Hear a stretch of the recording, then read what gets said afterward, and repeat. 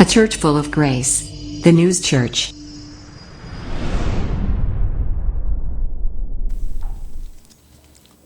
할렐루야. 자, 오늘 본문 제목이요, 그때 그날에 라고 되어 있는데 어느 한 시점을 이야기를 하는데 어느 날이었으면 좋을까요? 여러분 어떤 날이었으면 좋겠습니까? 네? 또 근데 오늘 본문의 내용을 읽어보면 어느 때를 이야기할까요? 마지막 때를 이야기하는 겁니다. 하나님의 심판이 임하는 그때를 이야기하는데, 아니 왜 심판에 대한 내용이 그 요한 계시록에 나올 것이 왜 어떻게 오늘 본문인 마태복음에도 이런 내용이 나오나? 성경은요, 우리에게 늘 기쁨의 말을, 희망의 말을, 소망의 말씀을 하실 때도 있지만 때로는 경고의 말이나 때로는 질책의 말씀도 하실 때가 있습니다. 그래서 교회에서 어떤 설교가 하나님으로부터 주어지든 간에 그 설교의 말씀이 같은 말씀인데도 누구에게는 질책으로 들릴 수가 있고 누구에게는 소망이나 희망이 되는 말씀이 될 수가 있다라는 거예요. 목사인 저는 여러분에게 어떤 말씀으로 이 말씀이 전해질지는 알 수가 없습니다. 그러나 이 말씀을 통해서 여러분들에게 각각 주시는 그 말씀의 내용이 다름은 하나님의 뜻이 있는 줄로 믿습니다. 강대에서 선포되어지는 말씀은요, 일개 윤석동 목사가 하는 말씀이 아니라 거룩하신 또 전능하신 하나의 틀림도 없으신 정확무오하신 하나님이 전달해 주시는 말씀인 줄로 믿고 우리가 받아들이시기를 축복합니다. 오늘은 이 서두부터 미국의 어느 아줌마에 대한 이야기를 할까 해요. 아줌마 이야기로 시작을 하는데 왜 뜬금없이 미국의 어떤 우리나라도 아니고 미국의 아줌마 이야기를 하나 한번 들어보세요. 미국의 어느 마을에 아줌마 한 분이 계셨는데 그 아줌마에게는 그 4명의 아들이 있었어요. 4명. 아들만 4이에요. 아들만 있는 집은 아실 겁니다. 그 엄마가 얼마나 힘들었을까. 자, 4명의 아들을 둔 평범한 가정주부였던 바바라 존스라고 하는 사람 혹시 아시나요? 이 바바라 존스 아주머니는 크리스찬이었는데 아주 믿음이 신실한, 또 교회 충성과 봉사를 열심히 하는, 하나님이 보시기에도 정말 합당한 그런 믿음의 크리스찬 백성이었습니다. 자, 그런데 어느 날 남편이 교회에 수련회를 떠나는데 수련회에 앞서서 먼저 가는 선발대가 있어요. 선발대가 가서 악기도 조절 준비하고 미리 예배를 위해서 준비하는 그런 일들을 하기 위해 먼저 봉사하러 가는 선발대로 출발하는 도중에 그만 교통사고를 당해서 식물인간이 되고 말았습니다. 코마 상태가 된 거죠. 아니, 하나님의 일을 열심히 하고 하나님의 일을 하러 가는데 교통사고가 났는데 그것도 어느 정도 다친 것이 아니라 100대 0으로 내 잘못 하나도 없는 것도 아니라 식물인간이 될 정도로 아주 어려움에 빠져버렸어요. 그러니 이 여인이 마음이 어땠겠어요? 사랑하는 남편이 그렇게 됐으니 속상하겠죠. 자, 그런데 이 여인의 고통이 여기서 멈추지 않았다는 겁니다. 나머지 식구가 또 누가 있었어요? 4명의 아들이 있었죠. 근데 첫 번째 아들은 경찰 간부 학교를 졸업하고 돌아오는 도중에 음주운전으로 하는 그 운전자의 차에 치여서 그만 사망을 합니다. 엎친 데 덮친 격이죠. 자, 그리고 이걸로 끝나느냐? 아니에요. 두 번째 아들이 있었어요.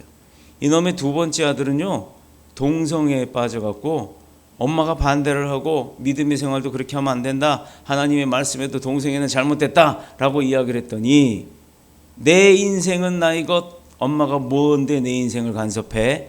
내가 사랑할 사람은 내가 만드는 거야, 내가 찾는 거야 하고는 큰 소리 뻥 치고 집을 떠나가 버렸어요. 자, 요거 두 번째 아들도 또 그렇게 속을 새깁니다. 그럼 이제 남은 게 누구예요? 셋째, 넷째가 남았죠. 이 셋째 아들이 월남전에 미국 군인으로 자랑해서, 미국에선 군인이면 영웅이에요. 비행기에서도 군인, 다친 군인, 전쟁에 나갔다 다친 군인이 일반석에 앉으면요, 퍼스트 클래스들을 그냥 막 앉으라고 옮겨주고 할 정도로 미국에서는 군복 입으면 영웅입니다. 우리나라에서는 땅개라고 그러죠. 미국에서는 그래요. 자, 이 셋째 아들도 월남전을 참전해서 전쟁을 하다가 그만 전쟁터에서 전사했어요. 자, 이제 나머지 아들, 넷째 아들 하나 남았죠. 이 엄마의 인생이 왜 이렇게 기구하고 세상 말로 팔자가 더러울까요? 세상 말이니까 더럽다는 표현을 했어요.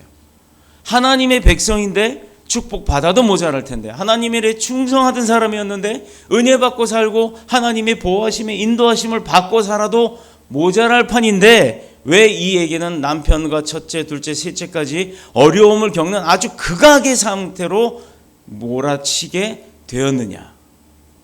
여기서 믿지 않던 사람이 믿은 지 얼마 안 되면 또 이런 말 해요. 거 봐라, 그러니 원래 믿던 신 믿어야지. 안 믿던 신 믿으니까, 서양 귀신 믿으니까 너 집안에 우환이 껴서 그렇대요. 이것은 하나님이 이 바바라 존스에게 어떤 일을 겪게 하실 거고 어떤 일을 맡기실지를 모르기 때문에 그런 소리를 할 수 있는 거예요.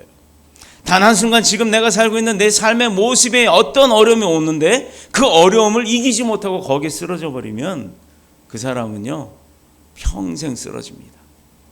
매번 오뚜기처럼 일어나고, 우리 주홍재 집사님이 한번 그런 얘기를 한 적이 있어요. 내가 원양어선을 타고 바다에 나간 적이 있는데 세상에 무서워도 파도가 그렇게 무서운 거 내가 처음 느꼈대요. 그게 무슨 말이냐면 산더미 같은 파도가 몰려옵니다. 그걸 하나 겨우 배가 팍 치고 넘어갔는데 그걸로 끝날 줄 알았대요. 뒤에 또 산더미 같은 게 더 큰 게 오더래요. 근데 이게 끊임없이 오니까 하나, 두 개, 세 개는 별게 아니었는데 자꾸 오니까 슬슬 마음속에서 어떻게 해요? 겁이 오더라 이 말이에요. 이게 사람의 마음입니다. 어떠한 역경이 오고 어떠한 어려움이 온다 할지라도 하나님을 붙들고 가는 사람이 그 믿음의 손을 놓지 않는다면 이 세상에서 오는 어떤 것도 내게는 두려움이 될 수가 없다라는 거예요. 그런데 잡았던 손가락을 하나의 파도가 넘쳐 올 때마다 하나씩 놓다 보면 결국엔요 놔버리는 거예요. 그것을 못 이기니 그 인생을 이길 수가 없는 겁니다. 그 인생도 못 이기니 세상을 이길 수도 없는 거예요. 이 모든 사건이 5년 사이에 이 바바라 존스에게 일어났어요. 매년 해마다 일어나니 이 여인은 어떤 삶을 살 수가 있었겠습니까? 그녀는 감당할 수 없는 아픔으로 인해서 이제 스스로 드디어 이제 결국엔 하나님을 원망하기 시작했던 거예요. 어느 날 하나님이 고통당하는 그녀를 붙들어 주셨고, 또 그로 인해서 그는 하나님의 그 따스함을 다시 한번 깨닫고 나서는 회개의 눈물로 주님 앞에 돌아왔습니다. 돌아온 게 다행인 거예요. 감사한 거예요. 돌아오지 않는 사람도 많습니다. 그것으로 인생 끝나고 그 사람의 인생은 나락으로 떨어져 버린 사람들이 얼마나 많은지 몰라요. 그러나 이 고통의 배후에 있는, 배후라 그러니까 이상하게 들려지네, 이 고통의 뒤에 계획 가운데 있는 하나님의 선하신 뜻을 믿고 그 여인은 드디어 바바라 존스는 기도하기 시작했던 거예요. 하나님, 대체 내게 왜 이런 고통을 주십니까? 그것도 하나님 뜻이라면 이제는 그 고통을 멈춰주시고 내게 하나님이 원하시는 그 뜻이 무엇인지를 깨닫는 지혜를 허락하옵소서라고 기도를 했던 거예요. 우리 여러분 삶이 어렵죠?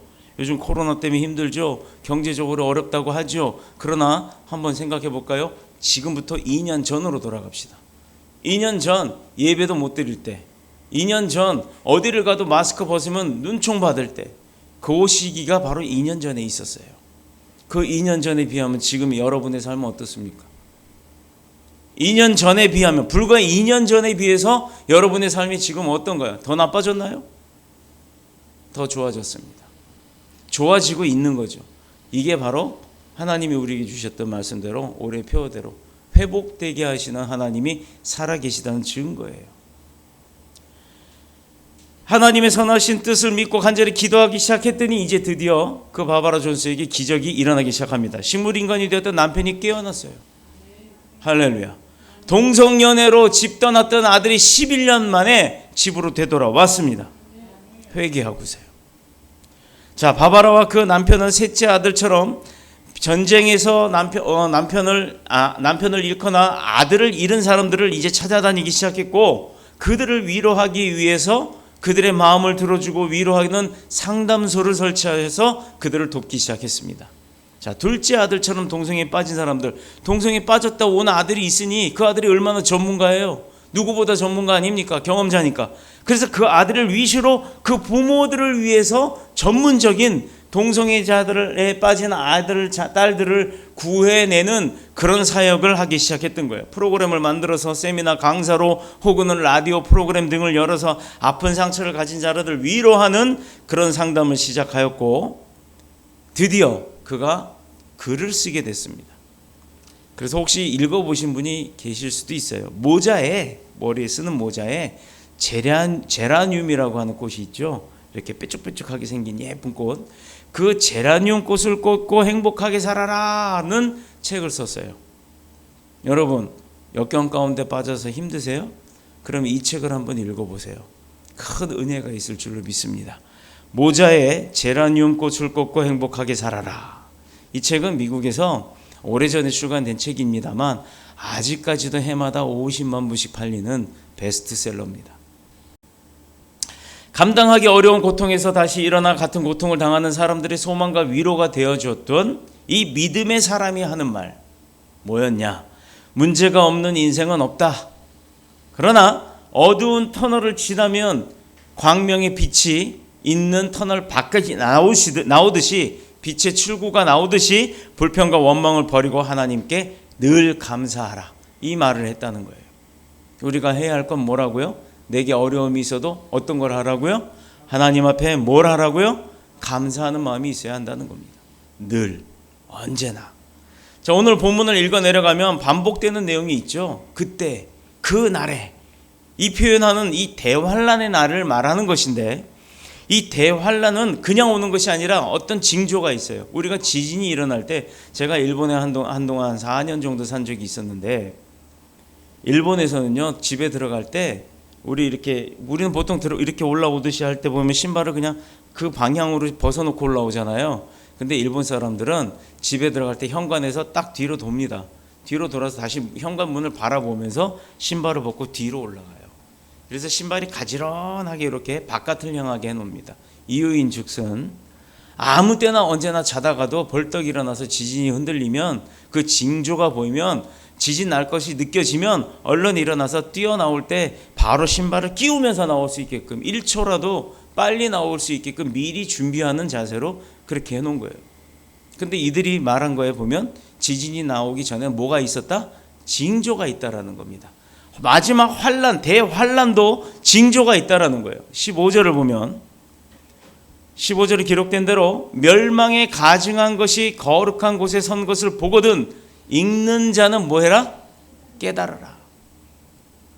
이 얘기는 뭐냐면요, 멸망에 아주 가증한 것들이 오히려 거룩함이 있어야 할 곳에 서서 자기가 거룩한 척을 하는 것을 봤다면, 그러면 그것을 보거나 읽는 자는 깨달아야 된다라는 거예요. 요즘에 거짓 선지자들이 너무 많아요. 인터넷에 보면요, 많은 설교들이 있어요. 그런데 어느 설교는 내 마음에 정말 맞아요. 그런데 그 사람이 누군가를 알아야 되는데 그 사람이 누구든 상관이 없어요. 방송에서 하나님 말씀 전한다고 싶으니까 그 사람이 이단이든 사단이든 뭔지 상관도 하지 아니하고 그 말씀이 내 말씀인 줄 알고 그걸 믿고 따라간다는 겁니다. 요즘 젊은 청년들이 우리 교회는 물론 없어요. 여기 나오신 분들은 그런 분 당연히 없습니다.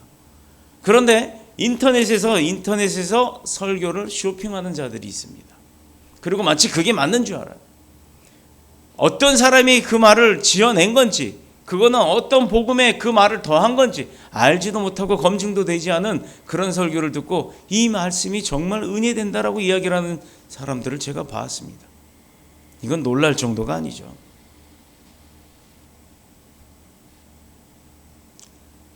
이 말씀은 15절의 말씀은 기원전 168년에 수리아 왕의 이 안티오커스 에티파네스라고 하는 이 예루살렘 성전을 예루살렘의 이스라엘의 예루살렘 성전의 제단을 허물어 버리고 거기다가 뭐를 세웠는지 아세요? 조금 위로 올라가면 우리 그리스라고 하는 나라가 있잖아요.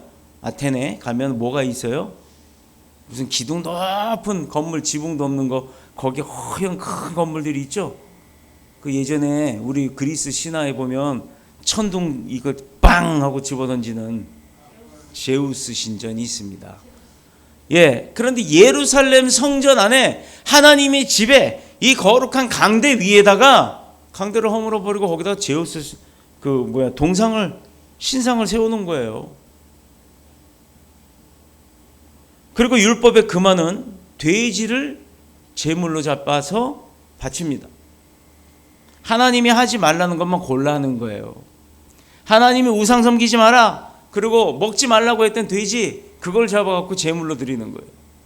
하나님이 예배 나와라 했더니 예배 안 나오고, 하나님이 믿음 생활 해라 했더니 믿음 생활 안 하고, 하나님이 거룩한 삶 살아라 했더니 거룩한 삶 살지 않고, 그렇게 사는 사람, 바로 오늘 본문에 가증한이라고 표현된 거예요. 하나님이 보시기 얼마나 가증하겠어요. 근데 가만두실까요? 치죠. 진짜 제우스 신의 그거 벼락 맞을라나? 하나님의 거룩한 성전을 더럽힐 사건을 선지자 다니엘이 예언을 하는 사건이에요. 오늘 본문의 내용은 일어난 일이 아니고 예언을 하는 겁니다. 그런데 이 다니엘의 예언이 예수님께서 마태복음에 인용을 했단 말이에요. 그 마태복음에서 예수님이 구약의 다니엘에 예언했던 그 내용을 다시 한번 적용해서 이야기를 하시는 거예요. 앞으로 일어날 미래의 사건을 미리 내다보시면서 또 다시 한번 같은 말씀으로 예언하였다는 사실이 중요하다는 겁니다. 아직 일어난 일은 아니에요. 그런데 예수님이 계시던 2000년 전에 아직 일어난 일은 아니었지만 앞으로 일어날 것이다 라고 했던 그 예언이 있었는데, 그 예언은 구약시대에 다니엘이 한 예언과 같은 예언이란 얘기죠. 그러면 보세요 여러분, 지금이 구약시대는 몇 천 년쯤 됐을까요? 또 신약시대는 몇 천 년인가요? 이미 지금보다도 2000년 전 이야기예요. 2000년 전에도, 그 전에도 4000년 전에도 하나님께서도 한번 말씀하셨고, 다니엘을 통해서 예언을 하셨고, 예수님을 통해서도 2000년 전에 예언했던 그 가증한 짓들이 지금 우리가 살고 있는 이 시대에 일어나고 있다는 겁니다. 자, 그러면 어떻게 될까요? 하나님의 때, 그날이, 그때가 곧 올까요, 안 올까요? 올 때가 됐다는 얘기입니다. 그러니 여러분 정신 못 차리고 아직까지도 헬렐레하고 살면 안 되죠.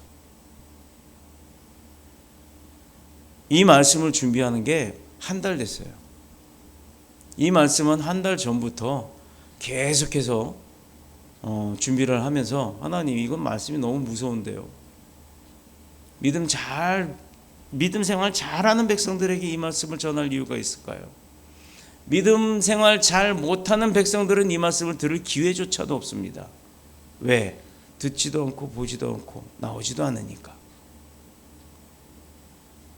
그런데 꼭 이 말씀을 잘하는 믿음의 생활을 잘하는 자들에게 전해야 할 이유가 있을까요? 전하고 싶지 않습니다. 한 달을 끌은 거예요. 한 달을. 그런데 오늘 전하게 되었어요. 이 또한 하나님의 뜻이 있는 줄로 믿습니다. 장차 인류를 멸망으로 몰고 가는 적 그리스도의 출현을 내다보시면서 하신 말씀이에요. 앞으로 점점 더 많은 시간이 흐를수록, 마지막 때에 가까울수록 이런 일들이 여기저기서 일어날 것이다. 사업을 통해서, 가정을 통해서, 삶을 통해서, 문화를 통해서, 또 심지어는 교회를 통해서. 하나님의 교회 얼마나 이름 좋아요. 그렇죠? 하나님의 교회의 하나님은 누군지 아세요? 혹시 아시는 분 있으세요? 교회인데 십자가가 없어요. 십자가가 우상이라고 이야기를 합니다. 재림 예수가 왔다고 하는데, 그 재림 예수가, 재림에서 예수가 왔는데 죽었어요? 그럼 무슨 의미가 있을까요? 부활을 2번 하려나? 근데 아직까지도 부활 안 했어요. 그 예수가 죽으니까 이제 하나님 어머니라고 해서 그 예수의 부인을 갖다가 하나님 어머니라고 얘기를 하면서 가리켜요. 자, 여러분, 영국의 무슨 여왕, 엘리자베스 여왕으로부터 상 받았습니다. 어쩌고 저쩌고 저쩌고 저쩌고 막 이런 프랑카드 잔뜩 붙여놓는 그런 교회 있죠. 하나님의 교회. 주변에 보시면 많을 겁니다. 그곳에 하나님이 있을까요, 진짜? 그럼 여러분 또 이런 얘기해요. 아니, 하나님이 살아계시면 그런 교회 왜 안 부셔? 오늘 이 본문 때문에 안 부시는 거예요. 가증한 것들이 있다는 걸 보여주시기 위해서. 하나님이 마지막 때에는 부셔버립니다. 근데 우리가 그 가증한 것에 속하면 안 되겠죠. 하나님의 교회는 안상홍이라고 하는 장로였어요. 그 사람이 어느 날 갑자기 계시받았다 그러고 어느 날 갑자기 예수가 됐어요. 재미있죠? 근데 부활했다고 하면서 죽었어요. 여기 또 신천지도 있어요. 신천지에는 또 누구예요? 이만희. 그 양반도 곧 죽어요. 이만희 안 죽으면 내가 믿을게요.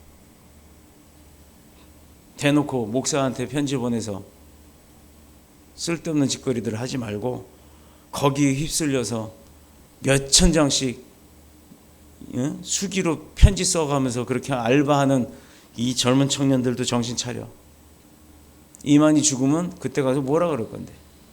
그런데 이만희 부인이 또 하나님 어머니라고 할 건가? 참 재미있는 사람들이 많습니다. 자, 이렇게 종말적인 현상을 놓고 많은 이단과 사이비들이 이 시대마다 일어나서 사람들을 현혹하고 교회를 오히려 공격을 해요. 자, 본문 21절의 내용처럼 대환란의 역사는 언제 일어나며 그 징조는 무엇인가 하는 것입니다. 대환란이라는 것은 인류 종말 때 일어나는 사건을 말하는데 베드로후서 3장 6절에서 7절에 기록된 것처럼 노아의 시대의 그 노아의 홍수 사건 잘 아시죠? 그때 노아의 가족만 살고 나머지는 다 죽었어요. 인류 멸망한 것으로 나옵니다. 자, 이제는 경건하지 아니한 사람들의 심판과 멸망을 위해서 하나님이 불로 심판하시기 직전 우주적인 종말 앞에서 일어나는 사건을 말하는 거예요. 이제는 지구의 문제가 아니에요. 우주의 문제란 얘기입니다. 자, 그런데 모든 사건은 반드시 그 사건이 일어나기 전에 징조가 있어요. 노아의 때도 하나님께서 계시하셨죠? 노아 보고 뭐 해라? 방주 만들으라고. 그러면 이런 얘기해요. 아니, 성경을 잘 몰라서 하는 얘기입니다. 물론 하나님께서 노아의 가족만 살게 했다고 그러면 이 시대는 이 시대에 살고 있는 모든 백성들이 다 노아의 식구들이니까 한 가족이잖아요. 근데 왜 백색, 노란색, 검정색 사람들이 있습니까? 라고 이야기를 하죠. 노아에게는 세 아들이 있었어요. 그 세 아들이 그 족속으로 표현이 되는 겁니다. 이 족속이 백인, 황인, 흑인이 있는 거예요. 그 족속들이 이스라엘 북부 지역으로 퍼져 나중에 새 땅을 얻고 나서 정착을 했을 때 그 세 족속이 세계로 하늘의 무수한 은하수 같이 퍼진 거예요. 아브라함에게 약속하셨잖아요. 너희 자손은 1000대에 걸쳐서 하늘의 은하수처럼 번성하게 하리라. 성경을 자꾸 따지고 들어봤자 못 이겨요. 성경은 진리이기 때문에 이길 수가 없어요. 수학도 명제나 논제를 놓고 그 수학의 문제를 풀면 대단하다고 하지요. 그러나 풀어도 풀지 못하는 문제들이 무지하게 많다는 겁니다. 우리 몸에 갑작스럽게 일어나는 질병들도요, 우리가 관심만 가지면 알 수가 있어요. 징조가 있는데도 그 징조를 무시했기 때문에, 징조를 알 수가 없었기 때문에 우리가 나중에 겪고 나서야 아는 겁니다. 분명히 우리 여기 정태훈 성도님도 두통이 있었든 몸이 어디가 떨렸든 분명히 징조가 있었을 거예요. 그런데 일이 바쁘고 어쩌고 막 이런 여러 가지 여건들이 있다 보니 그것을 무시하고 내일 가지 이러다가 어느 한순간 땅 터져버리고 나서야 아하, 그게 징조였구나를 알 수가 있던 겁니다. 누누이 하나님께서 우리에게 말씀으로 어떤 징조를 계속 보여주고 계시는데도 예민한 사람들은 그걸 빨리 캐치하고 빨리 돌아와요. 그런데 예민하지 못한 사람은요, 심지어 둔한 사람은요, 그것을 무시해버립니다. 그러면 어떻게 된다고요? 나중에 땅 맞고 난 다음에 아는 거예요. 그때는 늦습니다. 큰 위기에 앞서 육체의 어떤 징조나 반응이 있다는 것을 우리가 예민해질 수 있도록, 그런데 예민해질 수 있는 저와 여러분이 되시기를 축복합니다. 미국의 어느 저명한 학자의 인터뷰 말이, 시대는 말도 안 되는 거짓말이라도 사람들에게 여러 사람들이 말하면 먹혀 들어가는 자들이 생긴다는 거예요. 우리 그거 3회 뭐라고 했는데 기억이 안 나요. 제가 알고 있었는데 어떤 사람이 길을 가다가 하늘을 보고 손가락질하고 탁 이러고 서 있는데요. 그러면 처음엔 지나가다 한 사람이 그러고 있으면 보고 그냥 뭐야 저 사람 바보 아니야? 그러고 가버린대요. 그런데 두 사람이 양쪽에서 한 곳을 가리키고 있으면 세 번째 사람 와서 뭐지? 하고 뚫어지게 쳐다본답니다. 거기 뭐가 있나? 내가 못 보고 있나? 하고 이러고 쳐다보다가 햇빛을 가리면서 이러고 보고 있으면 네 번째 지나가는 사람부터는 전부 다 거기 뭐가 있는 줄 알고 쳐다본대요. 이게 무슨 심리라고 했는데 제가 잊어버렸어요. 혹시 나중에 생각나면 알고 계시는 분 있나요? 나중에 생각나면 제가 알려드릴게요. 더 중요한 것 때문에 넘어갑니다. 그렇게 사람들에게 먹혀 들어가는 자가 있다고 하는데요. 한마디로 말해서 거짓말을 하든 폭력을 하든 수단과 방법을 가리지 않고 상대를 제압하는 자가 승리자라 이 말이에요. 수단과 방법을 가리지 않고. 이건 세상에서 하는 얘기입니다. 그러니 우리는 더 이상 누구의 말도 믿을 수 없고 그 어떤 상황에 안심할 수도 없고 누구도 신뢰할 수 없는 그런 신뢰 불량 상태, 신용 불량 상태가 우리의 그런 데서 우리가 살 수밖에 없다라는 거예요. 세상은 속고 속이는 거니까. 우리 장인어른이 하신 명언이 있어요. 안정수 목사님 뭐예요?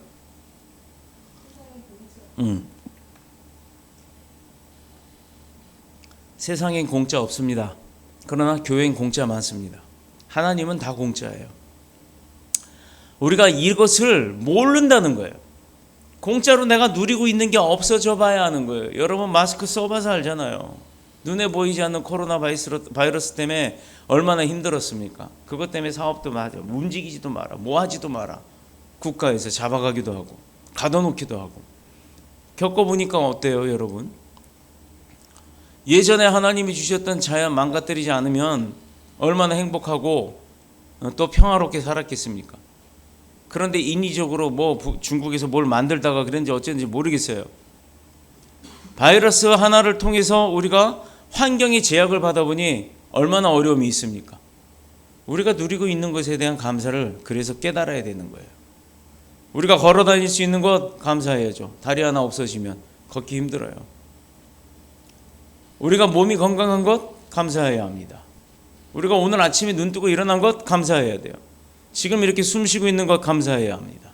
예배하는데 경찰관들이 와서 잡아가지 않는 것 감사해야 합니다.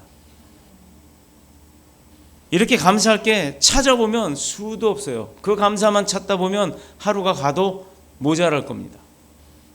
그런데 당연한 줄 알고 감사하지 않으니까 감사거리가 없는 거예요.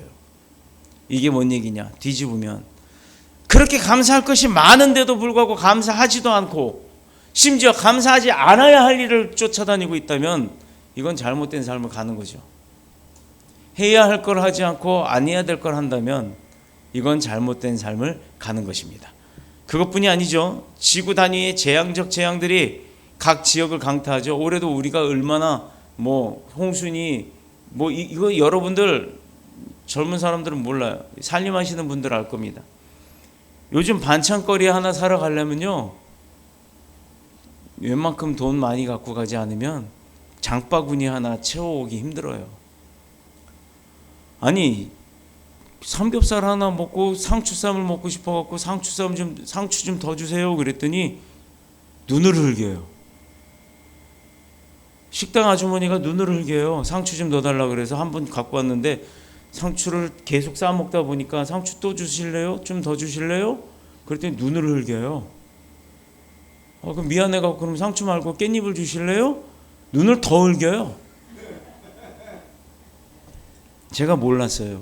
상추 요만큼 5,000원, 깻잎 요만큼 10,000원 이래 놓으니 그 식당에서는 풀떼기 먹는 사람이 싫은 거예요. 아니 나가면 흔한 그 풀떼기가 비 몇 번 쏟아졌다고 다 썩어 문드러지고 나니까 먹을 풀떼기가 없는 거예요. 좋은 자연을 주시는 것도 하나님의 은혜고 감사합니다. 배추김치를 사려고 그랬더니요, 김치를 담가 먹을 새가 없어서 사서 먹으려고 그랬더니 예전에 3만 원이면 사던 10kg짜리 3만 원, 4만 원 하던 게 지금 얼마인 줄 아세요? 한번 인터넷 검색해 보세요. 종갓집 포기 배추김치 10kg 14만 7천 원이에요. 못 샀어요. 그래갖고 무도 하나 사갖고 잘라갖고 물 말아 먹고 있어요. 최근 텔레비전의 특집을 보니까요, 전문가들의 견해로는 우리 인류의 미래를 결정할 시간이 이 자연의 재앙 때문에 불과 얼마 남지 않았다라고 이야기를 합니다. 자, 이 시기를 놓치면 지구가 갈수록 기하급수적으로 지구가 붕괴될 것이다라고 얘기를 해요. 그 환경 오염 때문에 인한 그 지구 온난화 문제가 지금 심각하다고 합니다. 홍수나 태풍, 가뭄, 재앙이 지나면 언제나 두려움으로 사람들은 그런 게 닥치면 두려움에 떨죠. 그런데요, 이게 지속적으로 닥쳐오잖아요. 계속 오잖아요. 그럼 그러려니 해요. 고통도 매도 한 대 맞을 때가 처음에 맞으려고 선생님이 와가지고 눌러 엎드려 뻗쳐하고 딱 이러면 막 엄청 겁이 나지만 한 대 딱 맞아봤더니 괜찮은데? 두 대 맞고 세 대 맞고 괜찮은데 다음날 또 잘못해서 또 이제는 나중에는요 속달돼가지고 맷집이 생겨서 그냥 한 대 맞고 말지 하고 지 멋대로 하고 사는 거예요. 그런데 제가 고등학교 2학년 때 태권도부 주장이었어요. 근데 2학년 주장이에요. 3학년 주장 선배가 와서 이제 기수빠따라는 게 있어요. 1학년까지 내려가면서 돌아가면서 때리는 거예요. 1학년 맨 꼬레비는요 나중에 바지가 터질 정도, 도복이 터져서 뻘겋게 될 정도로 이 허벅지를 빠따를 맞습니다. 벗을 때 어떻게 되는 줄 아세요? 같이 붙어서 피딱지가 떨어져요.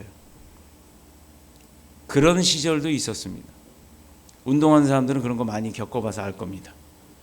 근데 오늘 본문의 말씀도요 이러한 재앙에 대한 준비를 자세히 설명하면서 생명을 우선 보호해라, 이게 목적인 거예요. 그런데 지금 요즘 방송에 자연재해에 대한 경고문들이 오늘 본문의 말씀처럼 똑같이 나온다 이 말입니다. 오늘 본문의 말씀 중에 우리 관심을 끄는 게 뭐냐면 15절 한번 다시 올려줘 볼래요? 가로가 딱 쳐져 있을 거예요. 여러분들이 보시는 성경에도 가로가 쳐져 있습니다. 15절 읽는 자는 뭐해라? 깨달으라. 여러분 오늘 성경 본문은 전부 다 빨간색 글씨일 거예요. 이것은 예수님이 하신 말씀이에요. 성경에서 빨갛게 글씨가 새겨져 있는 것은 예수님이 직접 하신 말씀입니다. 왜 예수님이 이 말씀을 하셨을까? 우상을 세워서 하나님이 미워하는 일을 자행하는 자는 멸망에 가증한 것이 거룩한 곳에 선 것을 보거든 깨달으라는 거예요. 우상이 아까 말한 제우스 신처럼 그런 어떤 동상에 가서 절하는 것, 그것만 우상 섬기는 걸까요? 하나님보다 더 사랑하는 게 우상이에요. 내가 하나님보다도 더 잠을 사랑하면 그 잠이 우상인 겁니다. 잠은 적절하게 자라고 하나님이 우리에게 시간을 주셨고 낮과 밤을 주셨고 그 시간에 맞춰서 자고 깨어서 일하라고 우리에게 허락하셨는데 뒤집어서 산다든가 밤에 일하고 낮에 잔다든가 해서 그 시간의 규칙도 깨고 그 잠의 시간도 하나님보다 더 사랑을 한다면 바로 그게 우상인 거예요. 게으르지 말란 얘기죠. 게으른 자는 결코 부자 될 수 없습니다. 제가 영국에 가신 적이 있었는데 아마 여기도 영국 갔다 오신 분들은 아실 겁니다. 영국은요 믿음의 발상지였어요. 거기서부터 시작해서 미국으로 청교도들이 넘어가서 미국이 다시금 세계 최강의 국가가 될 정도로 크리스찬 국가였지만 지금 미국도요 크리스찬 국가에 퇴색될 정도로 아주 엄청날 정도로 믿음의 생활을 안 하는 백성들이 더 많습니다. 영국은요 많은 교회들이 문을 닫았고 이미 그곳에 지금도 가보면 술집이 되어 있거나 아주 큰 바, 뭐라 그러지 요즘에? 그 막 춤추는데 나이트클럽 말고 클럽 그렇게 되어 있고 많은 교회들이 문을 닫거나 클럽이 되었거나 아니면 다른 술집이 되어 있든가 아니면 상업시설로 무슨 창고로 이렇게 변화되어 있습니다. 건물은 뭐 웬만해서 영국 같은 데는 건물 부시고 새로 짓기가 어렵잖아요. 그러니까 그 교회 건물을 그렇게 활용을 해버리는 거예요. 즉 교회가 망했다는 거예요. 하나님이 망했습니까? 거기에 나오는 사람들이 없어 망하는 거예요.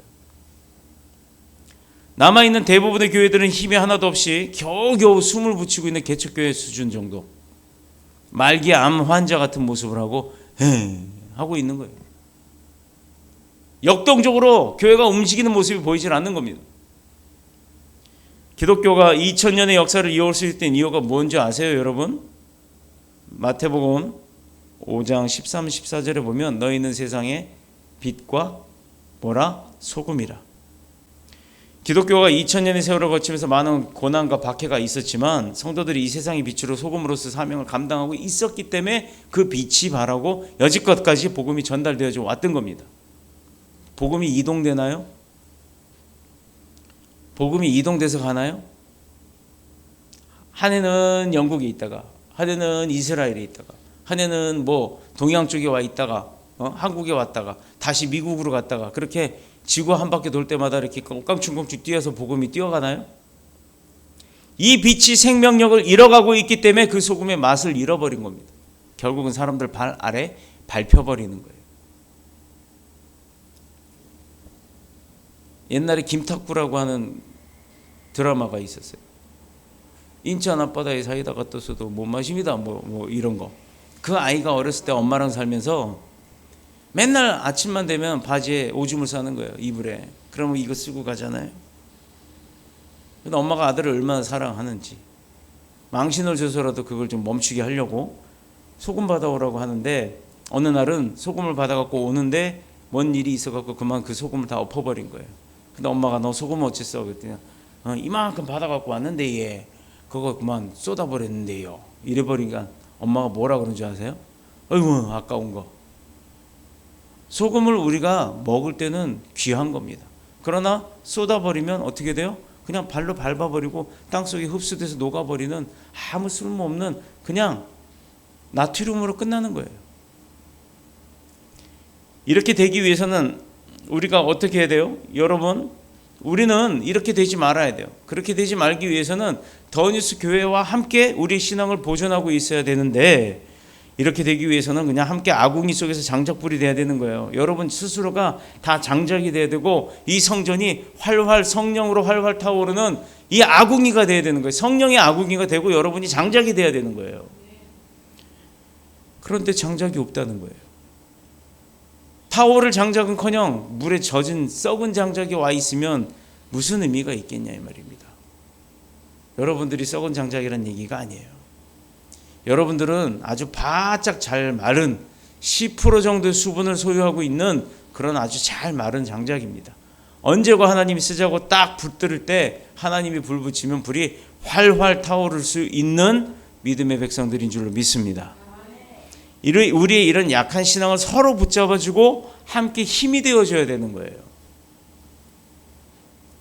내 마음에 안 든다고, 내 뜻 알아주지 않는다고 그것을 하나님 앞에 투정 부리면 안 됩니다. 그거는 가증한 일이 되는 거예요.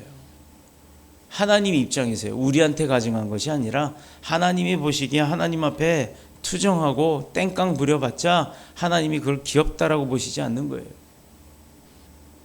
이제 나온 지 교회 나온 지 1년도 안 되는 사람도 아니고, 내가 교회를 몇 년을 다녔건, 내가 예수님을 언제부터 알았건 그것은 중요하지 않습니다. 내가 지금 당장 내 안에 어떤 예수님이 와 계시냐가 중요한 거예요. 교회가 힘을 잃어버리면 하나님의 중심의 신앙을 거부하는 자들을 만날 때 거부하게 됩니다. 똑같이 휩쓸려 갈 수밖에 없어요. 왜? 내 중심이 하나님의 깃대를 꼽지를 못했기 때문에 휩쓸려 가는 겁니다. 그러다 보니 말도 안 되는 잘못된 사상과 가치관들이 정당화되고 법의 보호를 받으며 세상을 흔들어 버리는 거예요. 이게 이단들이 하는 짓거리들이에요. 사탄들이 하는 계략입니다.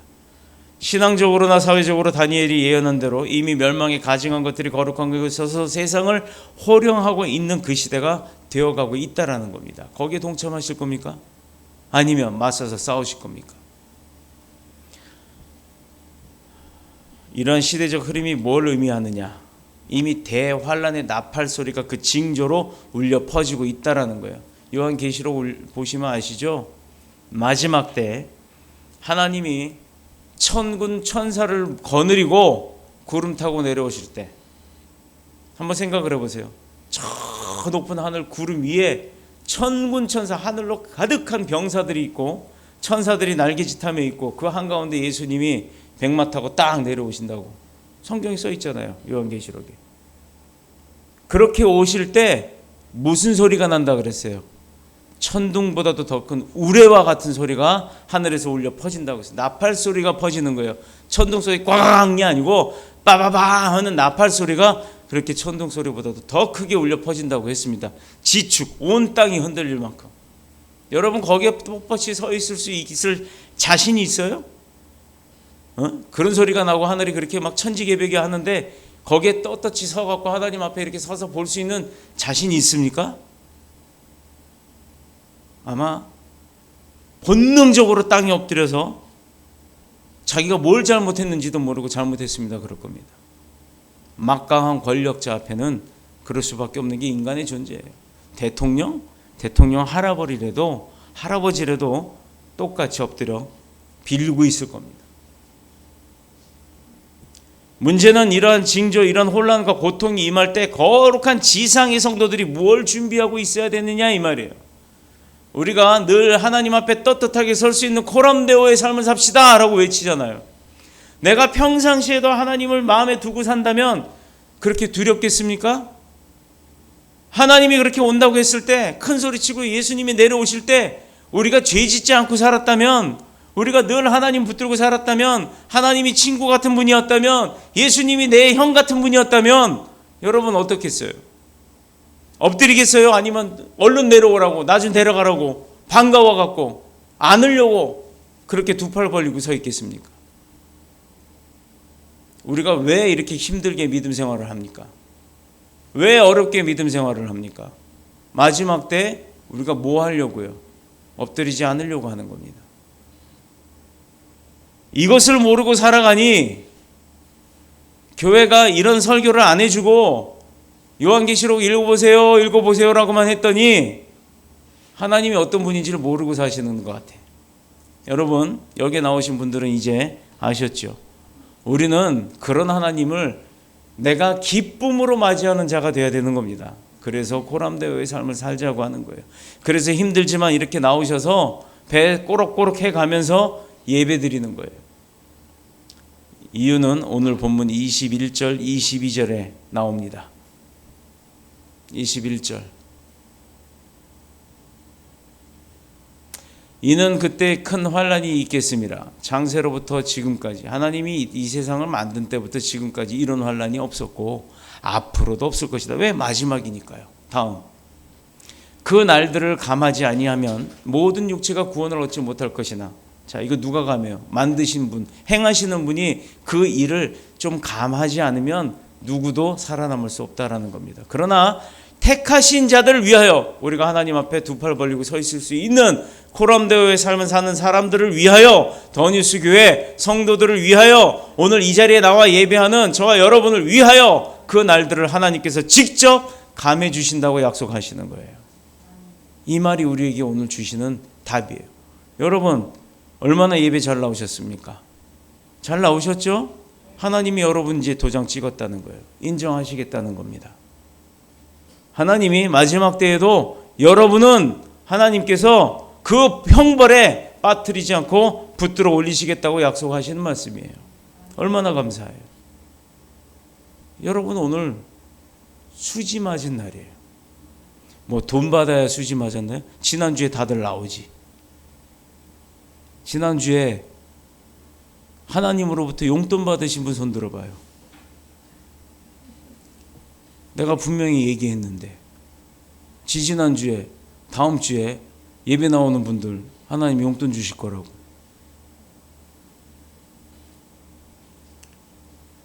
아깝죠? 기회는 또 있을 겁니다. 그 기회가 언제 올지 우리는 모릅니다. 그래서 신랑 오는, 신부가 신랑 오는 거 기다리듯이 촛불 들고 켜서 깨어 있어야 하는 거예요. 언제 오실지 모르는 그런 주님과 함께 동행함으로, 또 순종함으로 인해서 그 말씀대로 살아감으로 우리가 세상을 승리하는 자들 다 되는, 그래서 마지막 때 하나님 앞에 두 팔 벌려 하나님 안아주세요라고 당당하게 외칠 수 있는 저와 여러분 모두가 다 되시기를 예수님의 이름으로 축복합니다. 축원합니다. 기도드리겠습니다.